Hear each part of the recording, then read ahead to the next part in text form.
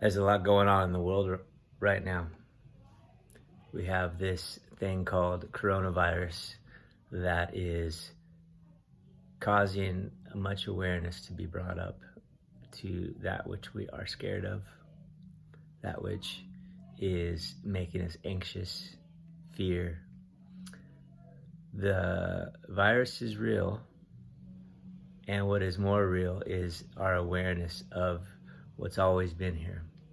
So there has been fear and anxiety and angst and the belief that we're separate.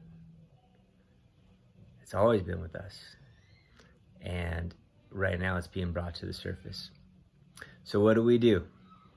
Well, there's the superficial thing of practically what we do. I just saw this morning, they call it the Big Five now. We could do the Big Five.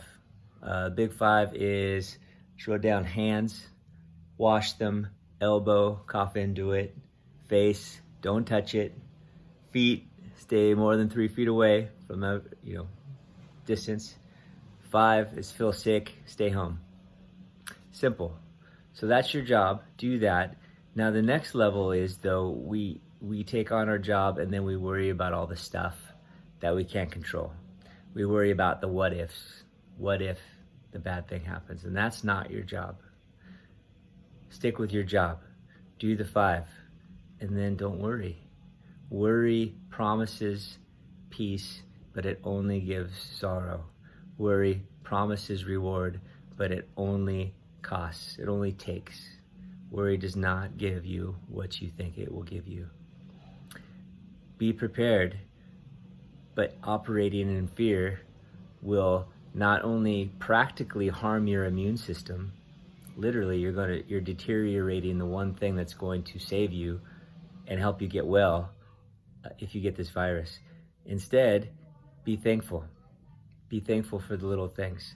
Because here's the gift of the coronavirus. The coronavirus is bringing to surface not only the things that matter the most, which are loved ones, the time together, the slowing down, and being able to appreciate our life. And I've been home. I'm in my home office right now, my bedroom. Door is locked because kids are trying to break in, and so we get the gift of being able to slow down, the gift of being able to be aware and contemplate the things that keep us separate. My fears, are we trying to hoard resources right now, or are we concerned about the people that are suffering around us? Do we take the time that we have right now to connect with our loved ones and be able to contemplate and be able to be still? Being still is such a beautiful thing for you, because revelation will come, and the peace and connection that we so long for will come from that stillness. Or do we just sit around and frantically stress about what might happen, pulling us into this, and in that stress, it pulls us into this place of suffering, of striving while we're sitting still, as we're going through the feed of news on our phones, as we're watching the news on the television. How does your heart feel? Does it feel stressed, like you're being actually attacked, or is it giving you hope? Here's the thing: people always die, and right now we're acting like death is on our doorstep. Or not all of us, but some of us.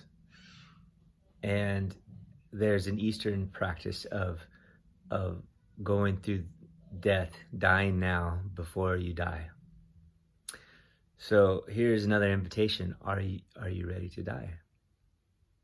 Because this is an awareness that we have right now that death is close, but death is always close. I mean, this life is very temporary. Your life, the life of who you really are, which is not flesh and bone, which is not accomplishments, which is not your notoriety or how you're known in the world. It's not your thoughts. Your life is not your emotions. Your life is not your personality. Your life is none of that. Your life is spirit, is energetic. Coronavirus can't touch that. How many of us have ignored that and have focused too much on the thing that perishes? So the Eastern practice of imagining your death, imagining you growing old, in a meditative place, imagining you die, imagining the vessel that you're riding around in deteriorates, becomes one with the earth, and it's gone. What then? This is the greatest fear that most humans have, is death. And death is imminent. So here's another invitation that we have. Can we face our greatest fear? Can we be still in our quarantine and face the thing that we've been running from our whole life and yet is inevitable? Death is inevitable. So in the midst of this, if you can imagine it, what's going to happen is, on the other side, you're still alive. The fear that we had is unwarranted. It is. It's unwarranted. And the thing that we end up losing, because someone will say, well, people are suffering. Well, this is real. How could you be so callous? You need to worry. I don't think so. Because now's the time to be still and know that you don't need to fear. That if you die, you're going to be in a good place and have exactly the thing you need. If our loved ones die, they are too, and there will be comfort, and it will be sad to have loved ones pass on. But this is our opportunity to realize that it's not the end. Death is not what we think it is, at least most of us. Death has got a bad rap. Death is not the end. Death is the transition. And for everyone that proclaims faith, here's the time to love. For all of you who have this idea of afterlife, now is the time to engage with humanity, with kindness, with love, with embracing the people that you come in contact with from 3 feet away, of course. Engage in the big five. It's a great thing to do. And as you do engage in that, engage in love. Give peace to the people that are in your life. Gift them with the peace that you have. That presupposes that you have it. So if you don't have it, the best gift you can have is to get still. Imagine your death. Do that exercise. Realize that you're still there at the end of it. The thing that you worry the most about is not real, which we worry the most that we're going to be separate from life. It's going to be the end and it's going to be too late. That's not true. It can't be the end. It will never be too late. Now, what you imagine life is could end. Your body could end. Your life activities here in the body could end. Your plans can end. The way we do life in this way can end. But there's something behind that is the backdrop of true life. It's the thing going. It's the energy source. It's the operating system that is enabling this body of ours that we so often confuse as life to run. And that thing can end. So here we are in the midst of a global calling to slow down, a global calling to reset. Be with the people that are suffering and give them love. Be with yourself. Allow yourself to be still and receive the peace that's available. Enjoy the time that you have to be still and to slow down. be healthy.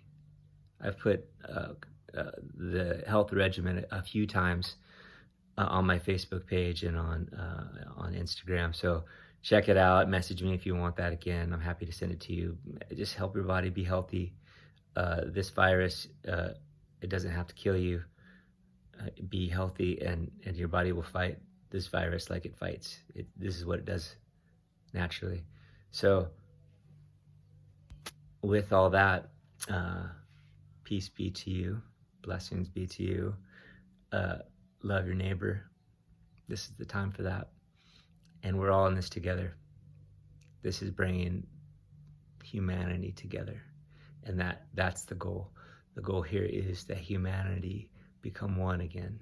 That there are no separate countries, that there are no separate nationalities, that there are no separate groups. We are all coming together as one. That's the call anyway. So will you heed the call? Will you come together? Will you love your brother and sister that's taking the last roll of toilet paper or water? Will you be the one that doesn't take the last toilet paper or water? Will you share? Will you bless those around you? Bless them at least with your smile and the way that you feel. This is our time.